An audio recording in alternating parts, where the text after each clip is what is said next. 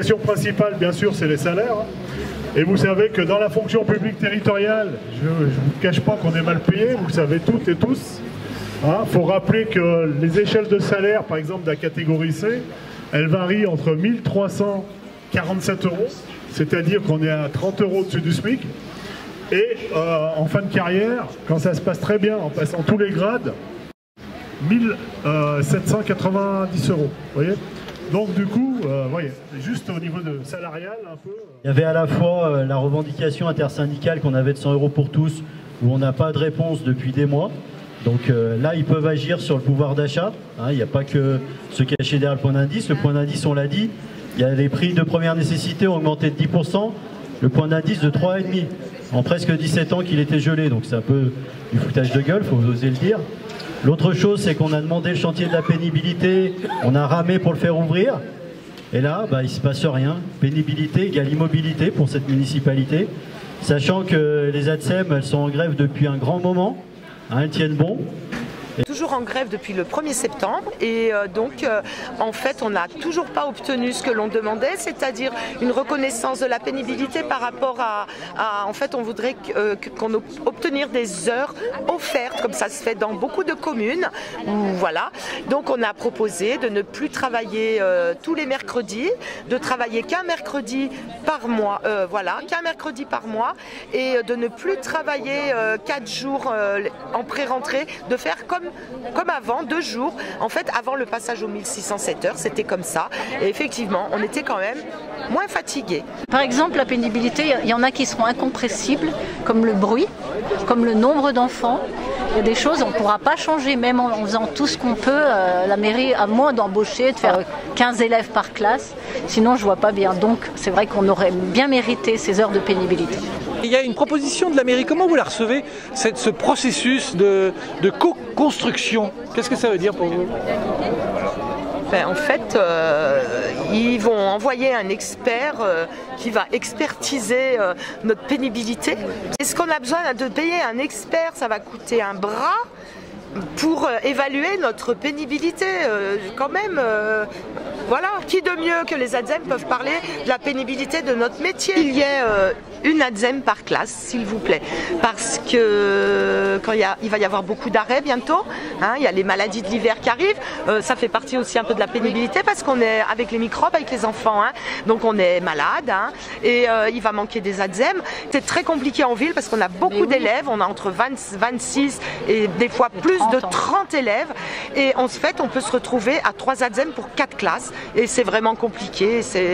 On sort des années Covid là où on a bien donné aussi, on avait de stress, beaucoup de on est stressé quoi, on est au bout du rouleau, voilà.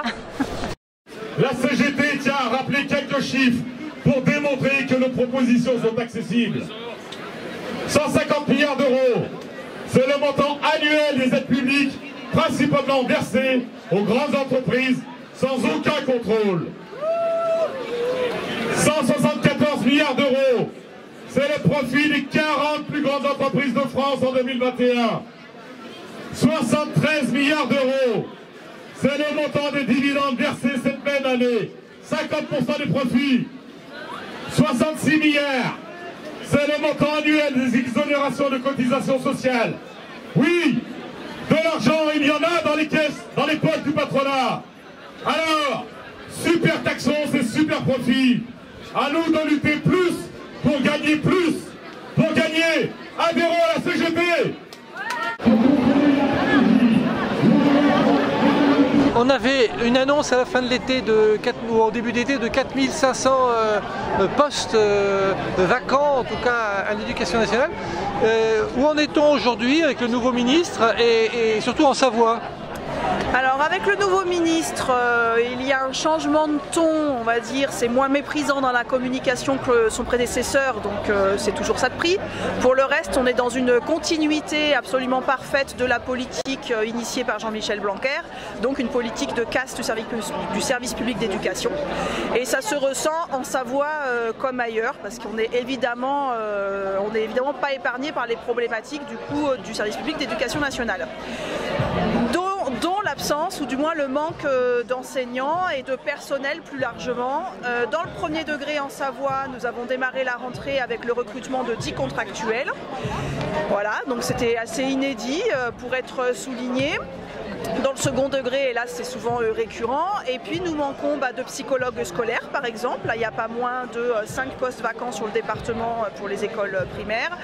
On manque d'AESH, les accompagnants des élèves en situation de handicap, qui sont, je le rappelle, en plus des personnels précaires qui gagnent très peu leur vie puisque c'est aux alentours de 800 € par mois. Il y a eu quand même 60 démissions de ces personnels là avant la rentrée 2022 sur le département de la Savoie, c'est énorme.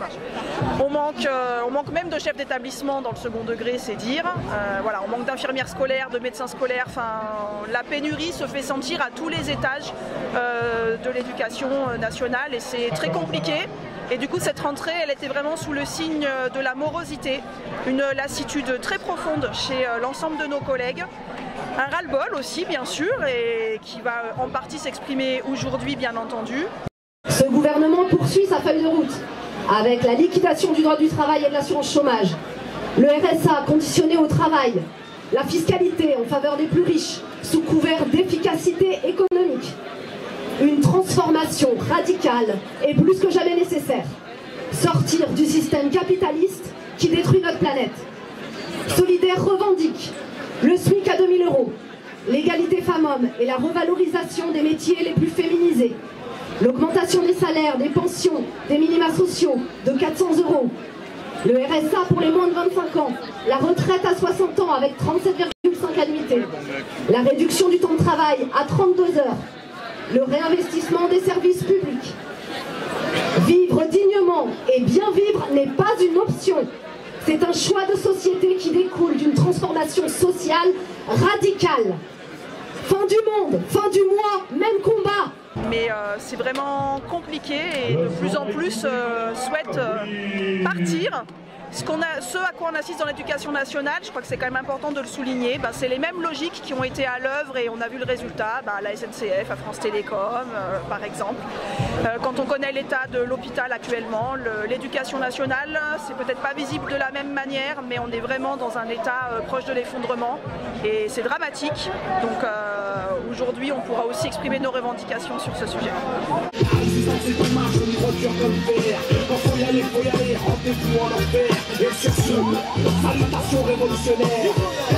Macron lance une refonte du marché du travail. Un certain nombre de métiers sont aujourd'hui en tension, car mal rémunérés et avec des conditions de travail difficiles, la CGT vient de nous le rappeler. Pour le gouvernement et le patronat, il est urgent d'orienter un maximum de salariés vers ces secteurs pour ne pas avoir à trop augmenter les salaires ou améliorer les conditions de travail, justement. C'est le sens de la réforme des allocations chômage, mais c'est aussi celui de la réforme des lycées professionnels. Ces derniers sont désormais placés sous la double tutelle Éducation nationale et ministère du Travail, comme avant 1922.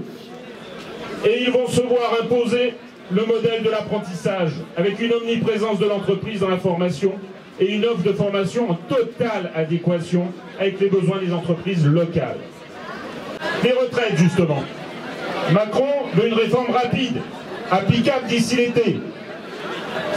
Il est tellement pressé qu'il a même envisagé de passer par un simple amendement à la loi de financement de la sécurité sociale et esquiver ainsi le débat. Pourquoi une telle précipitation? La première raison qu'il évoque, toujours la même, il faut sauver le système des retraites. Mais plus personne n'y croit, elle est récurrente, elle ne repose sur aucun fondement. Il suffit de lire le dernier rapport du corps qui souligne comme premier point les dépenses de retraite se sont stabilisées, ont même diminué du fait des réformes en cours. Et ce, alors même que le nombre de retraités augmente fortement. Concrètement, les pensions baissent et le nombre d'années à la retraite diminue. Et ces réformes que nous avons combattues n'ont pas fini de se mettre en place et devraient conduire à un âge moyen de départ en retraite à 64 ans en 2040. Le problème ne vient donc pas des dépenses, contrairement à ce qu'on voudrait nous faire croire. Ce rapport du corps évoque dans un deuxième temps l'apparition d'un déficit possible. Mais il est lié au fait que l'État envisage de faire baisser ses cotisations. Il envisage donc de faire baisser les recettes plus vite que les dépenses. Rien ne justifie la dramatisation que le gouvernement tente d'imposer dans le débat. La véritable raison, il nous la donne lui-même, dans la première page du programme de stabilité envoyé à la Commission européenne, où il prévoit, je cite, une baisse des impôts de production dès 2023. Et un peu plus loin, la maîtrise des dépenses publiques, reposant principalement sur les réformes structurelles, la réforme des retraites notamment. Autrement dit, il veut trouver immédiatement 8 à 10 milliards d'euros pour faire baisser les impôts des entreprises. Il n'a que deux solutions. Soit il réduit la masse salariale de la fonction publique, mais le gel du point d'indice a déjà très largement été utilisé. Il est difficile à tenir en cette période d'inflation. Soit il diminue brutalement les dépenses de retraite en reculant l'âge légal ou en augmentant la durée de cotisation. C'est ce qu'il a choisi de faire.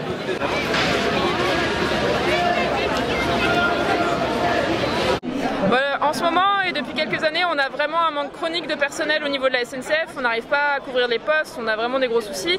Et en fait, ça vient du fait que les salaires sont trop bas, ce qui est d'autant plus vrai avec les augmentations de ces dernières années, l'inflation. Et donc ce qu'on demande, c'est des embauches massives pour pouvoir avoir le plus de personnel possible dans les postes d'aiguillage, en gare, dans les trains. 400 € d'augmentation sur le salaire net et pas que des primes parce que ça ne compte pas pour la retraite. 400 € pour tout ce qui est pension, pour tout ce qui est aide mensuelle de revenus pour tout le monde. Et aussi, on veut la baisse du temps de travail pour pouvoir partager le travail entre toutes et tous à 32 heures. Vous nous rappelez les premiers salaires qu'il y a à la SNCF là? Ah bah c'est le SMIC, les premiers salaires, c'est vraiment le... Exactement.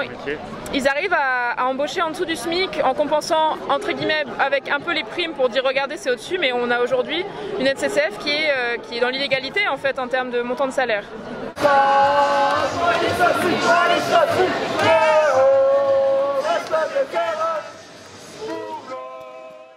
Bon, la Confédération Paysanne en deux mots, c'est un syndicat de paysans qui a 3 missions. 1. La première mission, nourrir les gens de la meilleure façon qu'ils soient.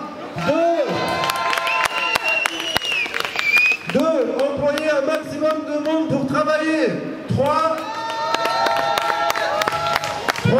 Préserver l'environnement pour les générations futures. Alors si aujourd'hui on est là parmi vous, c'est parce que nous aussi on est un peu sur la paille, et vous allez voir, on est un peu tous dans le même bateau. Donc, l'inflation, la spéculation, la profitation, comme je dis, c'est-à-dire l'accumulation indue de profits extravagants, sont les 3 mots causes de l'augmentation du coût de la vie. Je ne parle là pas de pouvoir d'achat qui pourrait englober des dépenses futiles, alors que le coût de la vie, c'est parler de la capacité de chacun à subvenir aux besoins essentiels. L'inflation actuelle, déjà perceptible en 2021, bien avant la guerre en Ukraine, a eu un impact énorme sur nos fermes. Cette année, c'est le problème numéro 1. Le coût de fonctionnement lié à l'énergie, à l'achat de fourrage, à l'achat de céréales explose. Problème, comme l'alimentation est la première variable d'ajustement des dépenses, nous sommes dans l'incapacité de répercuter l'intégralité de nos surcoûts sur les prix de vente. Malgré les lois Egalim 1 et 2 qui ont été du gouvernement Macron, qui ont été mises en place, mais qui ne servent à rien. Pour passer le cap, beaucoup d'agriculteurs décapitalisent, c'est-à-dire ils réduisent la taille de leurs troupeaux par exemple. D'autres s'endettent pour renflouer la trésorerie, ou réduisent leurs revenus, ou licencient du personnel. Parmi les agriculteurs en difficulté se trouvent davantage ceux qui produisent une alimentation de qualité. Conséquence, le prix du lait bio est aujourd'hui acheté moins cher que le lait